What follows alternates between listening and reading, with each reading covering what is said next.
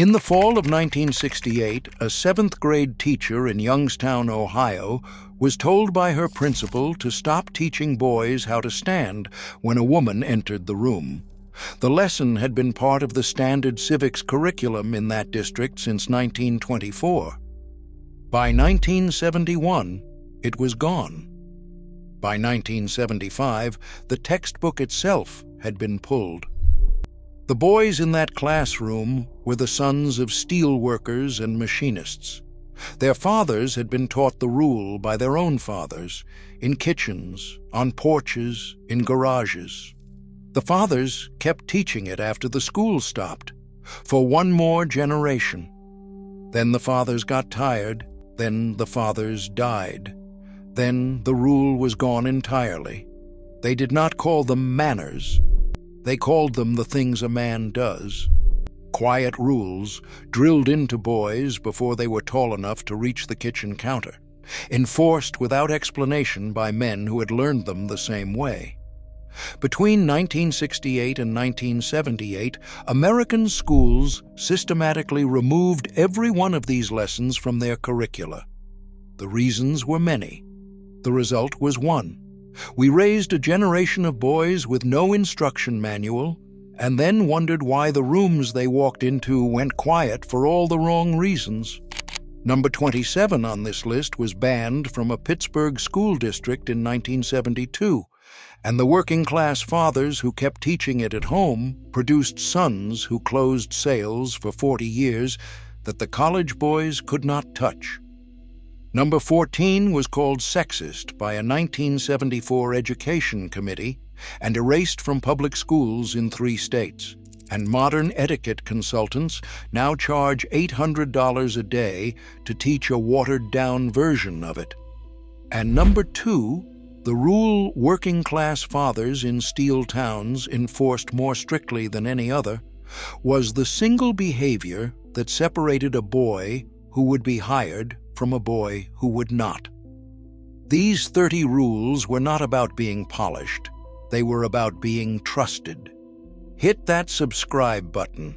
Let us count down the 30 gentleman rules American schools banned from teaching boys after 1970 that made working-class fathers unforgettable.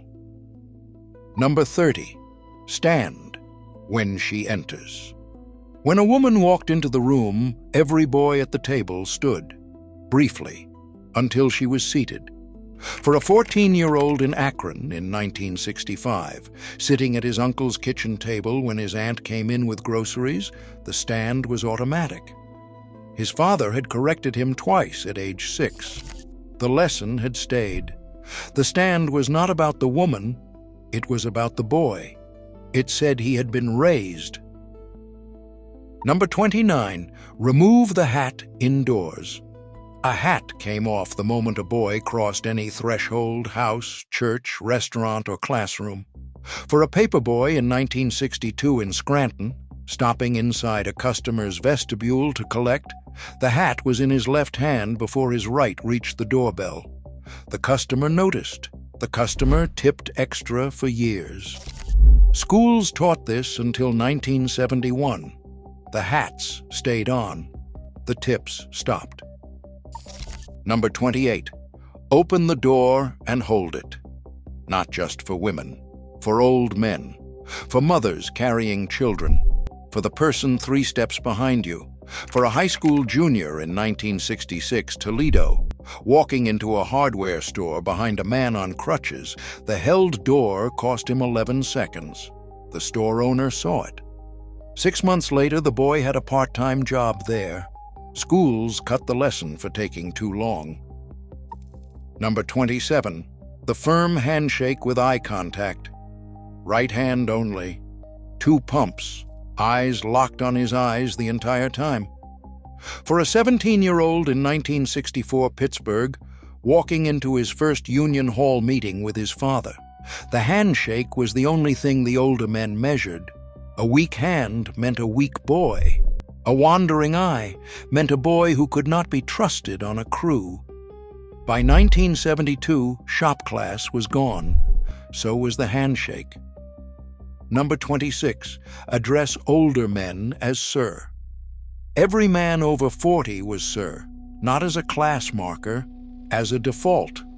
For a delivery boy in 1967 Buffalo, bringing parts into a machine shop, every man was sir until one of them said otherwise. The foreman heard it. The foreman remembered. 3 years later, the boy walked in looking for work. He walked out an apprentice. Schools called it authoritarian by 1973. Number 25. Walk on the street side of the sidewalk. When you walked with a woman, you walked on the side closest to traffic. Always. You did not announce it. You just moved. For a high school sophomore in 1968 Cleveland, walking his girlfriend home from a dance, the move was muscle memory. His father had taught it at age 8. The boys stopped moving. The girls stopped noticing. Number 24. Pull out the chair at any table for any woman about to sit. You pulled, waited, slid it in as she lowered. For a 16-year-old in 1965, in Erie, at his cousin's wedding, seating his grandmother, the chair was not chivalry. It was the only thing she would let him do for her. She had carried groceries up 4 flights of stairs for 50 years. The chair was the 1 minute someone carried something for her. Number 23. Carry the heavy thing. If a woman, an old man, or a child was carrying anything heavier than a book, you took it, without asking. For a 15-year-old in 1963, Gary, Indiana, walking past a neighbor carrying 2 grocery bags up her porch steps, the offer was reflex. She gave him a quarter. He refused it. She told his mother. His mother glowed for a week. Number 22. Look at the foreman when he speaks. When any authority figure spoke to you, your eyes were on his face, not the floor, not the wall. For a vocational student in 1966, Bethlehem being corrected by a shop instructor, the eye contact was the entire reply. The instructor did not need words back. He needed to see the words had landed. Schools called it confrontational by 1975. Here is what nobody wants to say out loud. Between 1968 and 1978, American schools removed almost every behavioral lesson that working-class fathers had relied on to give their sons a head start. The reasons given were modernization and equity. They may have been sincere. The effect was not. The boys who came out of those schools after 1978 were the first American generation in 100 years to enter the workforce with no shared vocabulary for respect. The college-bound boys recovered. They had networks. The working-class boys did not. The hat off, the chair pull, the sir, the firm hand, those were the credentials of a boy whose father worked with his hands. We took away the only resume he had and replaced it with nothing. Number 21. Walk behind an older man through a door. When you entered with a man your father's age or older, he went first. You followed, half a step back. For an apprentice carpenter in Camden in 1964, walking into a job site behind the lead carpenter every morning for 2 years, the half step was the apprenticeship made visible. A boy who walked beside a senior man had announced he believed they were equals. A boy who walked behind had announced he was still learning. Number 20. Speak when spoken to at adult tables. At any gathering with adults present, a boy under 16 did not start conversations. He answered when asked. For a 13-year-old in 1967, Wheeling, sitting through 3 hours of Sunday dinner with his grandfather's friends, the silence was the whole education. He heard how grown men talked about work, marriage, money, loss. He could not have learned any of it if he had been talking. Number 19. Finish everything on the plate. Whatever was served, you ate. without complaint. For a 12-year-old in Bayonne, in 1964, at a friend's house, being served a vegetable he hated, the clean plate was the only answer. The friend's mother told her son's father. The father told the boy's father at the bar that Friday. The boy's father came home and said one sentence, "I heard you ate the cabbage." He did not say anything else. Number 18. Knock before entering any closed door. 2 knocks and a pause before the hand touched the knob. For a 14-year-old in Flint in 1965, visiting his uncle who worked from a small home office, the knock was the only way he was ever allowed to interrupt. He knocked twice. He waited. He entered when told. The uncle gave him a Christmas job at 16. The knock had been the interview. Number 17. The direct apology. When you were wrong, you said the words, "I was wrong. I am sorry. It will not happen again." 3 sentences, no excuses between them. For a 16-year-old in 1963, Redding, who had broken a neighbor's window with a baseball, the apology at the door was the entire resolution. He paid for the window over 6 weeks of lawn work. The neighbor never mentioned it again. Number 16, help without being asked. When you saw work that needed doing, you did the work, quietly. Then you left. For a 15-year-old in 1966 in Lorraine, visiting his grandmother who had recently been widowed, the help was the visit. He raked the yard. He fixed the gate. She told 3 of her friends by name. 2 had sons. Those sons offered the boy work the following summer. Number 15, the quiet cough into the elbow.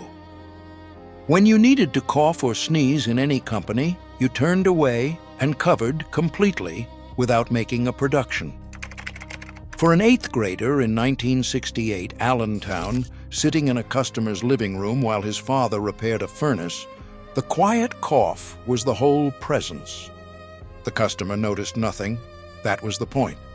A boy who could be in a room and not disturb it could be brought to any room. Number 14, stand up straight, shoulders back, chin level, hands out of pockets when speaking to an adult. For a high school freshman in 1967 in Steubenville, waiting in line for his first job interview at a grocery store, the posture was the only edge he had over the other 6 boys. The manager hired him because he had stood the longest without slouching. Schools called it militaristic by 1974. In 1981, a study at a state university in Pennsylvania surveyed hiring managers in working-class industries about what they looked for in applicants under 21. The top 3 answers were eye contact, posture, and the way the applicant spoke to the receptionist. Not a single hiring manager mentioned grades. Not one mentioned the resume. They had been hiring on these signals for 40 years. The signals had been taught in homes, reinforced in schools, and removed from the schools just in time for the applicants in this study to have grown up without them. We did not change the test. We just stopped teaching the answers. Number 13, look out for the smaller kid. On the playground, on the walk home, at the bus stop. A boy who let a smaller boy get pushed around had failed the only test that mattered. For a 6th grader in 1965, Hammond, who stepped between 2 older boys and a smaller neighbor, the bloody nose he took home was the proudest day of his father's year. His father did not say so. He just made the boy a steak that night. Number 12, the compliment to the mother of the house. Whenever you ate at someone else's table, you complimented the woman who cooked, specifically by dish. For a 17-year-old in 1964, Joliet eating Sunday dinner at his girlfriend's parents' house, the line about the gravy was the moment the father softened. The girl heard it through the kitchen wall. The boy was invited back the next week. The compliment had bought him the courtship. Number 11. Walk her to the door. At the end of any evening, you walked her to her door.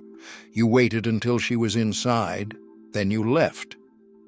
For a high school senior in Worcester in 1968 taking a girl home from a school dance, the walk was the whole evening's verdict. Her father was watching from the front window.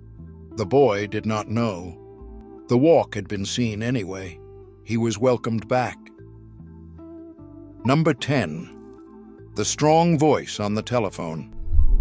When you answered a phone, you said the family name and your own name. Clearly. Donnelly Residence, this is Michael. For an 11-year-old in 1966 Bridgeport answering the phone for the first time without his parents at home, the line was the entire call. The caller was his father's boss. The boss told his father the next day the boy had answered like a young man. Number 9. Yield the seat. If a woman, an old man, or a pregnant lady was standing and you were sitting, you stood. You just stood and gestured to the seat. For a 15-year-old in 1965, Newark, riding the bus home from school, the stand was automatic when an old woman got on. She did not thank him. She did not need to. The other passengers had seen. Number 8. The letter of thanks. When somebody gave you something, a gift, a job, a kindness, you sent a written note within a week. 3 sentences was enough. For a 16-year-old in 1964 who was hired in Schenectady for a summer at his uncle's friend's print shop, the note arrived on the man's desk the morning after his first day. The man kept it in his drawer for 19 years. He showed it to every new hire he ever interviewed. In 1955, an insurance salesman in Akron spent an average of 9 minutes with each customer before any product was discussed. 9 minutes of weather, family, the local team. Today, the average sales call lasts 4 minutes, 90% of which is the pitch. American companies now spend $14 billion a year on sales training to teach back the 9 minutes their grandfathers gave away for free. We did not get more efficient. We got convinced the human part of the transaction was the part we could cut. Number 7. The refusal to gossip. When other men spoke ill of a man who was not present, you went quiet. You did not join. You did not laugh. For a vocational student in 1967 Canton, standing in a break room while older men ran down another worker, the silence was the whole position. One of the older men noticed. He told the foreman. The foreman moved the boy onto a better crew the following Monday. Number 6. The handshake at the end of an argument. When 2 men had finished disagreeing, even if neither had won, they shook hands before walking away. The hand closed the fight. For a high school senior in Dayton in 1966 who had argued with his shop teacher over a project grade, the handshake at the end of the meeting was the entire repair. The teacher gave him a better recommendation than the project had earned. Number 5. Dress for the door you are knocking on. Whatever the destination demanded, you wore 1 notch above it. A warehouse interview meant clean work clothes and a shaved face. A visit to a girl's father meant a pressed shirt. For a 17-year-old in 1963 in Lackawanna, knocking on his future father-in-law's door for the first time, the pressed shirt his mother had ironed was the entire negotiation. The father saw the shirt before he saw the boy. Number 4. The quiet help with money. When a friend was short, you slipped him what he needed without announcement. You did not expect it back on a schedule. You did not mention it again. For a factory worker in 1968, Sharon, whose co-worker had a sick child and an empty wallet, the $20 passed in the parking lot was the entire transaction. The co-worker paid it back 8 months later. They did not speak of it again. Number 3, the promise. Kept no matter what. When you said you would be there, you were there, early, even if you had to walk. For a 15-year-old in 1965 Aliquippa who had promised to help his neighbor move furniture on a Saturday morning, the 4-mile walk through rain to make it at 7 in the morning was the entire promise. The neighbor told the boy's father. The father did not say a word. He just nodded once at supper. Number 2, show up ready to work. When you arrived at any job site, any first day, you arrived with your tools, your lunch, your boots laced, and your hands washed. No partial readiness. For a 16-year-old in 1964 Homestead reporting for his first day at the mill, the readiness was the only thing the foreman measured. The boy had been at the gate 40 minutes early. His boots were oiled. The foreman put him on a crew that ran for 28 years. Number 1, tell the truth. That is all. When asked a question, you answered honestly. When you had done wrong, you said so. When the answer was hard, you gave the hard answer. For a 14-year-old in 1967, Wilkes Barr, who had broken his father's watch and admitted it the moment his father walked through the door, the truth was the entire transaction. The watch was not repaired. The boy was not punished. His father simply said, "You told me." That was the entire lesson. A boy whose word could be trusted was a boy who would never have to look for work, for friends, for a wife. No school in America has taught it as a rule since 1974, because nobody could agree whose truth to teach. The fathers in the steel towns kept teaching their own. Then they died. Then a generation grew up thinking the truth was a strategy instead of a starting position. None of these rules required money. None required a college degree. None required a coach, a consultant, or a self-help book. They required a father, a grandfather, an uncle, a foreman, a neighbor, and the willingness to be corrected by them for 15 years. The hat off, the chair pulled, the hand offered, the truth told. These were not the habits of phonies. These were the habits of working-class men who had nothing to give their sons except a code, and who understood the code was worth more than any inheritance they could not leave anyway. Schools stopped teaching the code because the code was inconvenient or old or somebody's idea of the wrong era. The fathers kept teaching it for one more generation in driveways and on porches and in the front seats of pickup trucks. Then the fathers stopped.